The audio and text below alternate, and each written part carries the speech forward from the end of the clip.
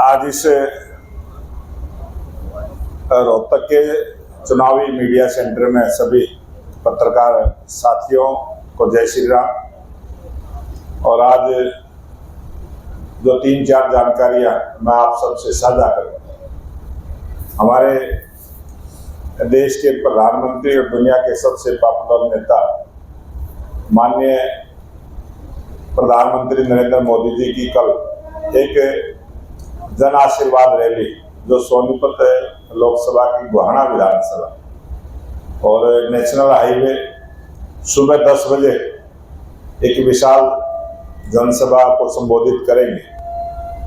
और इसमें हमारे 22 विधानसभाओं के कार्यकर्ता 22 विधानसभाओं के जो चुनाव लड़ने वाले प्रत्याशी उसमें उपस्थित रहेंगे। सोनीपत लोकसभा की 9 विधानसभा हैं, रोहतक लोकसभा की 9 विधानसभा हैं और पानीपत जिला की 4 विधानसभा। 22 विधानसभाओं का ये विशाल जन आशीर्वाद रैली कल सुबह 10 बजे देश के लोकप्रिय प्रधानमंत्री नरेंद्र मोदी जी का मार्गदर्शन और हरियाणा की जनता का आशीर्वाद लेने के लिए कल पहुंचेंगे। और कल का एक विशेष दिन भी है। कल का जो विशेष दिन है, पंडित दीनदयाल उपाध्याय जी जो भारतीय जनता पार्टी का विचार है, जब जनसंघ की स्थापना हुई उस समय संगठन महामंत्री के नाते से जिन्होंने काम किया, बाद में जनसंघ के राष्ट्रीय अध्यक्ष भी रहे, दीनदयाल उपाध्याय जी की जयंती का भी शुभ अवसर 25 तारीख को, वो भी एक विशेष दिन है। क्योंकि ये जो हमारी सरकार लगातार चल रही है और जो ये अंत्योदय की सरकार है, जो अंतिम व्यक्ति के उदय की जो विचार, ये पंडित दीनदयाल उपाध्याय जी ने जो पुस्तकें लिखी, एकात्म मानववाद, ये पुस्तक 21 संस्मरण इस पुस्तक के थे। और उसमें पूरा सरकार किस प्रकार से काम करे, सरकार की क्या सोच होनी चाहिए, किस प्रकार से जो ये नए भारत का निर्माण, आज भारतीय जनता पार्टी की लोकप्रिय सरकार के माध्यम से जो देश में परिवर्तन आप देख रहे हैं, ये विचार दीनदयाल उपाध्याय जी का जो दिया हुआ विचार है, उस पर हमारी सरकार ने काम किए। और जब तक अंतिम व्यक्ति का विकास नहीं होता तब तक देश विकास में आगे नहीं बढ़ता, ये हमारा मूल मंत्र है।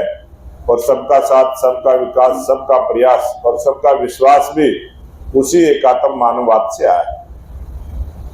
उसके बाद 26 तारीख को देश के लोकप्रिय प्रधानमंत्री नरेंद्र मोदी जी इस पूरे देश की जनता के साथ, पूरे भारतवर्ष के सभी भारतीय जनता पार्टी के कार्यकर्ताओं के साथ भी, और क्योंकि जम्मू कश्मीर और हरियाणा में चुनाव चल रहे हैं, उसके लिए ये विशेष भी रहेगा कि हमारे हरियाणा प्रदेश के भी जो 20,629 बूथ पूरे हरियाणा प्रदेश में है, प्रत्येक बूथ के कार्यकर्ताओं से नमो ऐप के माध्यम से सीधा संवाद लोकप्रिय प्रधानमंत्री नरेंद्र मोदी जी का रहने वाला है। 12:30 बजे का समय उसका रहेगा। और भारतीय जनता पार्टी की संगठन की जो रचना है, 4317 हमारे शक्ति केंद्र है। सभी शक्ति केंद्रों पर पार्टी के कार्यकर्ता सामूहिक रूप से बैठ के लोकप्रिय प्रधानमंत्री नरेंद्र मोदी जी की बात को सुनेंगे और सीधा संवाद भी करेंगे। हरियाणा प्रदेश में ऐसे 4 शक्ति केंद्र जिनसे प्रधानमंत्री जी का सीधा संवाद रहेगा, 2 वे रहेगा, दोनों तरफ से वार्तालाप रहेगी। और उससे पहले भी अभी 4 दिन पहले ही प्रेस वार्ता करके सभी हरियाणा प्रदेश के कार्यकर्ताओं से, सभी हरियाणा प्रदेश के वोटरों से, आम जनमानस से भी कुछ सुझाव मांगे गए थे। उन सुझावों के ऊपर भी जो जनता की तरफ से गए, देश के लोकप्रिय प्रधानमंत्री नरेंद्र मोदी जी उन पर भी कुछ ना कुछ अपनी राय व्यक्त करेंगे। जो कार्यकर्ता करेंगे उसका भी जवाब देंगे। इस प्रकार से एक सीधा संवाद, जनता से सीधा संवाद देश के लोकप्रिय प्रधानमंत्री नरेंद्र मोदी जी करेंगे। मोदी जी ऐसे प्रधानमंत्री हैं जो प्रत्येक महीने अपने मन की बात भी करते हैं। उसके साथ साथ चुनाव के समय में भी ऐसा सीधा संवाद, ये एक अच्छी लोकतंत्र की परंपरा को, लोकतंत्र की मर्यादा को और लोकतंत्र को मजबूत करने का एक जो काम भारतीय जनता पार्टी की जो सोच है, हमारे देश के प्रधानमंत्री उसको पूरा करेंगे।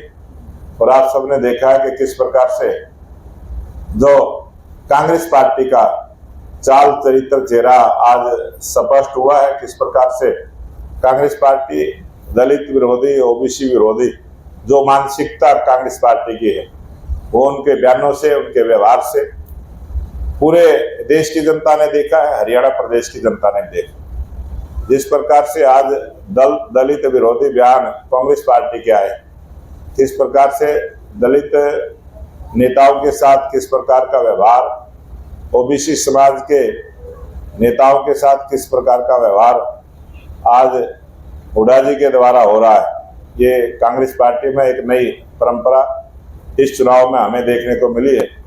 और हमेशा से ही भूपेंद्र हुड्डा ने अपने विरोधियों को इसी प्रकार से ठंडे बस्ते में डालने का काम किया है, चाहे उसमें अशोक तंवर जी, चाहे कुमारी शैलजा हो, चाहे सुरजेवाला, सबके साथ इसी प्रकार का व्यवहार हुड्डा ने किया है। और अपने पुत्र को आगे बढ़ाने के लिए जो पुत्र मोह में आज कांग्रेस पार्टी फंसी हुई है, जिस प्रकार से सोनिया गांधी भी अपने पुत्र मोह में राहुल के लिए काम करती है, उसी प्रकार से हुड्डा जी भी यहाँ हरियाणा में अपने पुत्र मोह में इतने अंधे हो चुके हैं कि दूसरे सभी नेताओं का अपमान करने का काम किया है। और कांग्रेस का असली चाल चरित्र चेहरा उनके बयानों से, उनके व्यवहार से आप सभी ने देखा है कि जिस प्रकार से राहुल गांधी ने अमेरिका में जाकर, विदेश में जाकर, और ये राहुल गांधी की एक आदत बन गई है, और वो आदत भी नहीं, वो सच्चाई भी है उनकी, कि जब वो कहीं उत्तर प्रदेश में जाएंगे तो हरियाणा प्रांत की बुराई करेंगे, जब वो राजस्थान में जाएंगे तो हरियाणा की भी बुराई करेंगे, उत्तर प्रदेश की भी बुराई करेंगे, जब वो केरल के किसी प्रांत में जाएंगे तो उत्तरी भारत के सभी प्रांतों की बुराई करने का काम करेंगे। और जब वे विदेश में जाते हैं तो विदेश की भूमि पर जाकर वो पूरे देश की बुराई करने का काम करते हैं। पूरे देश के 140 करोड़ लोगों का अपमान करने का अनेक बार ऐसे उदाहरण आए। जब वो अपने नानी के घर जाते हैं, इंग्लैंड में जाते हैं, तब भी इसी प्रकार के बयान देते हैं। तो ये कांग्रेस का चाल चरित्र चेहरा आज जो जनता के सामने आया है, और अभी जो आज अखबार में पढ़ने को मिला, आप सबने भी उसको देखा होगा कि किस प्रकार से जो रोजगार की बात हमने अपने संकल्प पत्र में कही थी कि 2 लाख युवाओं को हम रोजगार देने का काम करेंगे बगैर पर्ची खर्ची के। जिस प्रकार से 1,44,000 युवकों को हमने रोजगार देने का काम किया था, पारदर्शिता के साथ किया था, मेरिट के आधार पर किया था, योग्यता के आधार पर किया था, और हमारी सरकार की सोच है उसी प्रकार से हम 2 लाख युवाओं को रोजगार देने का काम करेंगे। वहीं कांग्रेस के जो चुनाव लड़ रहे प्रत्याशियों ने जो बयानबाजी की है, वो सब इलेक्ट्रॉनिक मीडिया में, प्रिंट मीडिया में आप सबने देखी है, देश की जनता ने देखी है। और जिस प्रकार के भ्रष्टाचार के जो बात उनके प्रत्याशियों ने कही है कि वो कांग्रेस के नेता पहले अपना घर भरने का काम करेंगे, कांग्रेस के नेता फिर रिश्तेदारों का घर भरने का काम करेंगे। और यहाँ तक भी उन्होंने स्वीकार किया कि बगैर भ्रष्टाचार की सरकार नहीं चलती। ये कांग्रेस के नेताओं के बयान सबने देखा है, सारे देश ने देखा है। तो और उसी प्रकार का आज पढ़ने को आया कि राहुल गांधी जब दौरा करेंगे तो उसी विधानसभा में आने वाले हैं जहां से ये बात शुरू हुई थी। तो इसका मतलब उन्होंने भ्रष्टाचार पर और जो पर्ची खर्ची की बात थी, उन दोनों बातों पर मोहर लगाने का काम किया है। और इसी प्रकार की उन्होंने अपने दौरा बनाने का आज अखबार में पढ़ा है। अब वो कच्चा है पक्का है वो तो कांग्रेस पार्टी के लोग जाने, या जो मीडिया में छपा है, वो जो मीडिया में छपा है कोई ना कोई आधार उस खबर का होता है। अखबारों में भी कोई खबर छपती है तो उसमें सच्चाई होती है। तो उसी सच्चाई को मानते हुए आज ये आकलन हमारा आया है कि जो सोच और विचार और जो चाल चरित्र चेहरा कांग्रेस का है वो जनता के सामने उजागर हुआ है। इस विधानसभा चुनाव में हरियाणा प्रदेश की जनता इन सब चीजों का जवाब देने वाली है।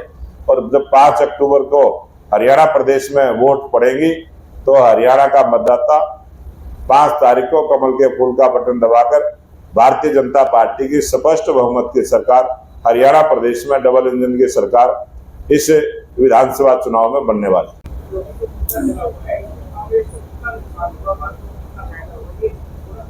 ये फायदा और नुकसान के लिए कभी भी सोचना ही नहीं चाहिए। हमेशा से ही आदमी का सम्मान सबसे बड़ी चीज होती है, और किसी भी नेता का हो, आम आदमी का हो, छोटा सा बच्चा भी हो, तो उसका भी सम्मान रहे, ये सोच भारतीय जनता पार्टी के, ये हमारा विचार है। हमारा फायदे नुकसान की बात नहीं है, हमारा विचार है कि सभी का सम्मान हो। जो हमारी पार्टी का नारा है, सबका साथ, सबका विकास, सबका प्रयास और सबका विश्वास, ये विश्वास की बात है। इसलिए जो कांग्रेस पार्टी ने जो बयानबाजी की है, उसी पर हमने कहा है इसका फायदे नुकसान से कोई लेन देन नहीं।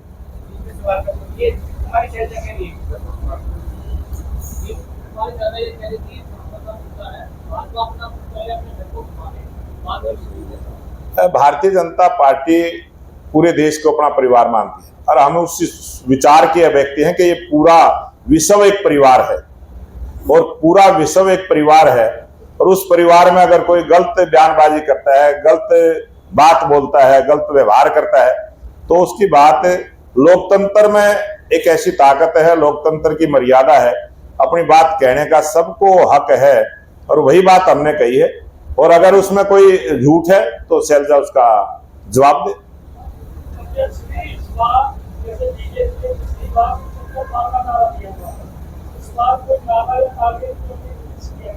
ये इस विधानसभा 2024 का चुनाव का नारा हरियाणा प्रदेश की जनता का मन है, और हरियाणा प्रदेश की जनता ने मन बनाया है।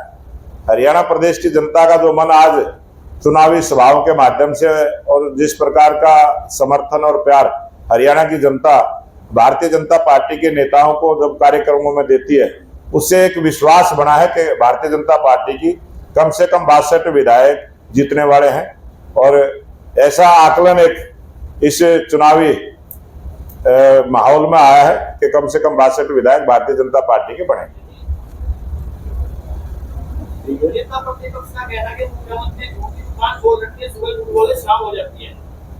ये किसने बयान दिया है? अब भूपेंद्र हुड्डा ने जितनी बड़ी बड़ी झूठियां बोली है, जिस प्रकार की बयानबाजी उन्होंने पहले भी की है, किस प्रकार से भ्रष्टाचार किया है, किस प्रकार से जमीनों के घोटाले किए हैं, किस प्रकार से उनकी प्रॉपर्टी को ईडी ने अटैच किया है, ये सारे जो झूठ बोलने के, भ्रष्टाचार करने के और झूठ का पुलिंदा जो 7 शर्तें उन्होंने रखी है, अपनी घोषणा पत्र में रखी है, वो सबसे उजागर होता है। और हरियाणा प्रदेश की जनता जागरूक जनता है, वो सब जानती है, और इस विधानसभा चुनाव में हरियाणा की जनता उसका जवाब देगी। देवेंद्र कादियान है, कन्नौज से चुनाव लड़ रहे हैं, वो बार-बार कहते हैं कि उन्होंने आपकी बहुत मदद की है, आर्थिक तौर पर बहुत मदद की लोकसभा चुनाव में, तो इस क्या आप उनको ईडी परेशान कर रही है, ईडी की धमकियां मिल रही है। ये व्यक्तिगत बात जो आपने की है, वो उम्मीदवार है, वो मेरा दोस्त रहा है, मेरी मदद की है, मैंने कब मना किया है? बहुत अच्छी बात है। मैंने इसी बात को ध्यान में रखते हुए कि कार्यकर्ता ये आरोप ना लगाए कि खुद टिकट ले लिया और मेरी पैरवी नहीं की, इसलिए मैंने निर्णय किया था। मैंने लोकसभा का चुनाव में लड़ चुका हूं, और मैं 90 की 90 विधानसभाओं पर पार्टी के लिए काम करूंगा, सबके लिए काम करूंगा। ऐसे बहुत सारे अनेक कार्यकर्ता हैं जिनको टिकट से जो वंचित रहे हैं, जो टिकट की इच्छा रखते थे, और पार्टी 90 से ऊपर दे भी नहीं सकती। 89 आज उम्मीदवार हमारे मैदान में, इससे ज्यादा हम दे भी नहीं सकते थे, और सभी कार्यकर्ताओं को टिकट मिल जाए ऐसा हो भी नहीं सकता। फिर भी जो भारतीय जनता पार्टी के कार्यकर्ता, सबको मान सम्मान देना हमारा काम है, हम सबका मान सम्मान करें।